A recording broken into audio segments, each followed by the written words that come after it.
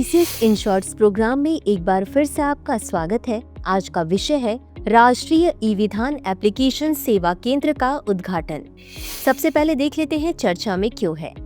हाल ही में दिल्ली विधानसभा के अध्यक्ष विजेंद्र गुप्ता ने दिल्ली विधानसभा परिसर में राष्ट्रीय ई विधान एप्लीकेशन सेवा केंद्र का उद्घाटन किया है। यह कदम डिजिटल, पारदर्शी और टिकाऊ विधायिका की दिशा में एक महत्वपूर्ण मील का पत्थर माना जा रहा है। नेवा एप्लीकेशन के पहले चरण के सफल समापन को भी चिन्हित किया गया है।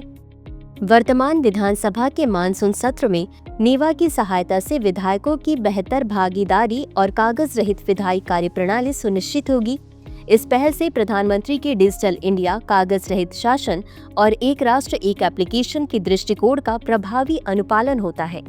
इसके पहले बैच के विधायकों को स्मार्टफोन प्रदान किए गए हैं, जिनमें नेवा ऐप पहले से लोड किया गया था, जिससे सत्र के दस्तावेजों, प्रश्नों और कार्यसूची तक ऑनलाइन सहज पहुंच संभव हो पाई है।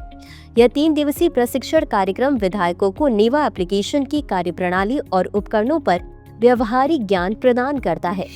अब जान लेते हैं राष्ट्रीय ई विधान एप्लीकेशन सेवा केंद्र के बारे में। यह एक डिजिटल मंच है जो निर्बाध, सुरक्षित और कुशल विधायी कार्यवाही के प्रबंधन के लिए बनाया गया है। नेवा को NIC क्लाउड मेघराज पर तैनात किया गया है। इसका उद्देश्य सदन के अध्यक्ष, सदस्यों और विधायी कर्मचारियों को कागज रहित, पारदर्शी एवं स्मार्ट तरीके से उनके कार्यों को संचालित करना है। इस एप्लीकेशन में विधायकों के संपर्क विवरण, कार्यविधि नियम, कार्यसूची, बुलेटिन, प्रश्न उत्तर, विधेयक, समिति रिपोर्ट्स आदि शामिल है। यह एक सदस्य केंद्रित और उपकरण तटस्थ सभी प्रकार के स्मार्टफोन या टैबलेट पर कार्य करने वाला ऐप है। नेवा डेटा संग्रह के लिए नोटिस या अनुरोध भेजने की पुरानी प्रक्रिया को समाप्त करता है। नेवा मोबाइल ऐप एंड्रॉयड और iOS दोनों प्लेटफॉर्म पर उपलब्ध है, जिससे विधायी जानकारी का उपयोग कहीं से भी संभव है। इसका उद्देश्य देश की सभी विधानसभाओं को एक संगठित डिजिटल प्लेटफॉर्म पर लाना है, जिससे विधायी प्रक्रिया सरल, पारदर्शी और त्वरित हो। अब जान लेते हैं डिजिटल इंडिया के बारे में। डिजिटल इंडिया भारत सरकार का प्रमुख कार्यक्रम है, जिसकी शुरुआत 1 जुलाई 2015 को हुई थी। इसका उद्देश्य भारत को एक डिजिटल रूप से सशक्त समाज और ज्ञान आधारित अर्थव्यवस्था में बदलना है। डिजिटल इंडिया के अंतर्गत सेवाओं का डिजिटलीकरण, डिजिटल अर्थव्यवस्था का विस्तार और रोजगार के नए अवसरों को प्रोत्साहन दिया जाता है।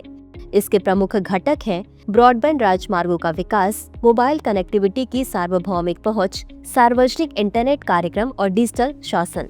भारत डिजिटल अर्थव्यवस्था के डिजिटलीकरण के मामले में दुनिया में तीसरे स्थान पर है। डिजिटल इंडिया का विजन 2047 तक विकसित भारत के लक्ष्य का हिस्सा है, जिसमें कौशल विकास, सामाजिक कल्याण और अत्याधुनिक तकनीकों जैसे कृत्रिम बुद्धिमत्ता, क्वांटम कंप्यूटिंग और अंतरिक्ष अन्वेषण पर जोर दिया गया है। इस पहल से सेवा वितरण में सुधार होगा, समावेशी विकास को बढ़ावा मिलेगा और भारत को वैश्विक तकनीकी नेतृत्व प्राप्त होगा।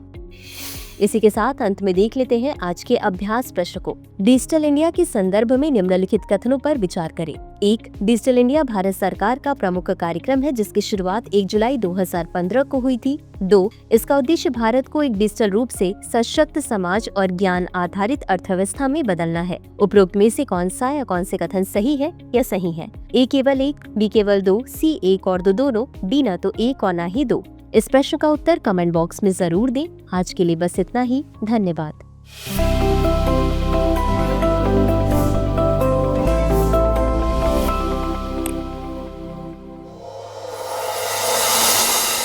डियर व्यूअर्स, अपने एग्जाम की तैयारी को और बेहतर करने के लिए हमारे चैनल को लाइक, शेयर और सब्सक्राइब करना न भूलें।